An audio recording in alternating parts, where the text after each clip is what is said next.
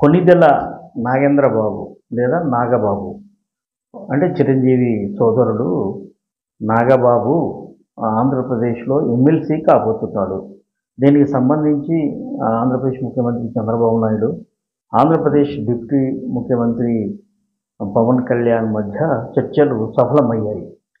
జరగబోతున్న ఎమ్మెల్సీ ఎన్నికల్లో ఒక సీటు పొత్తులో భాగంగా జనసేనకు ఇవ్వాలనేది వాళ్ళ ఒప్పందం. అంటే ఎన్నికలకు ముందే ఒప్పందం. ఆ ఒప్పందం ప్రకారం అది ఎవరికి ఇవ్వాలి అంటే పవన్ కళ్యాణ్ ప్రపోజల్ ప్రకారం నాగబాబుకు ఇవ్వడానికి మా చంద్రబాబు నాయుడు గారు కూడా అంగీకరించారు. ఒక అద్భుతమైన రాజకీయాలు, ఒక పరివర్తన కలిగిన రాజకీయాలు, అవినీతికి బంధుప్రీతికి దూరంగా ఉండే రాజకీయాలు పాటిస్తానని జనసేన అధినేత గతంలో చెప్పేవారు. అంటే బంధుప్రీతి లేదా మరొకటి కావచ్చు, దీనికి దూరంగా ఉంటాడని అందరూ భావించారు. అయితే నాగబాబుకు ఇవ్వడం పట్ల కొంత విమర్శ ఉన్నప్పటికీ ఒక సాధారణ కార్యకర్తగా నాగబాబు పవన్ కళ్యాణ్ కోసం పనిచేసిన విషయం కూడా వాస్తవమే. అయితే ఆయన శారీరకంగా కొంత ఇబ్బందికర పరిస్థితిలో ఉండడంతో చురుగ్గా ప్రజల్లోకి వచ్చి కదలలేకపోయినా సోషల్ మీడియా ద్వారా ఎన్నికల ఆవశ్యకతను, జనసేనను ఎందుకు గెలిపించాలి అనే దాని మీద అలుపెరగని పోరాటం చేశారు. అంటే పార్టీలో మొదటి నుంచి ఉండి కార్యకర్తగా పనిచేసి పార్టీ కష్టాల్లో ఉన్నప్పుడు తోడుగా ఉండి పార్టీ అధికారంలో ఉన్నప్పుడు ఒక పదవి ఆశించడం సగటు కార్యకర్త ఉద్దేశం కూడా. ఆ ప్రకారం నాగబాబుకి ఇచ్చారు. ఒకే ఇంట్లో అంటే ఇప్పుడు కొణిదెల ఫ్యామిలీలో ఇప్పుడు పవన్ కళ్యాణ్ డిప్యూటీ సీఎంగా ఉంటే ఎమ్మెల్సీగా నాగబాబు అవుతాడు.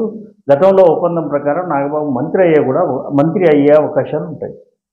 అలాగే ఆంధ్రప్రదేశ్లో ముఖ్యమంత్రిగా చంద్రబాబు నాయుడు ఉంటే ఆయన కుమారుడు లోకేష్ మంత్రిగా ఉన్నారు.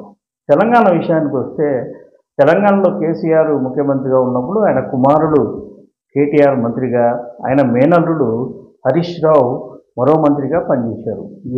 ఇతర రాష్ట్రాల ముఖ్యమంత్రులతో పోలిస్తే కేసీఆర్ కుటుంబంలో పదవులు ఎక్కువ మంది పొందారు. అంటే సంతోష్ కావచ్చు, కవిత కావచ్చు, వీళ్ళందరూ కూడా పదవులు పొందారు. అంటే కుటుంబ పరంగా కేసీఆర్ కుటుంబానికి రాజకీయంగా చాలా లబ్ధి చేకూరింది. ప్రభుత్వంలో కూడా వాళ్ళు భాగమయ్యారు.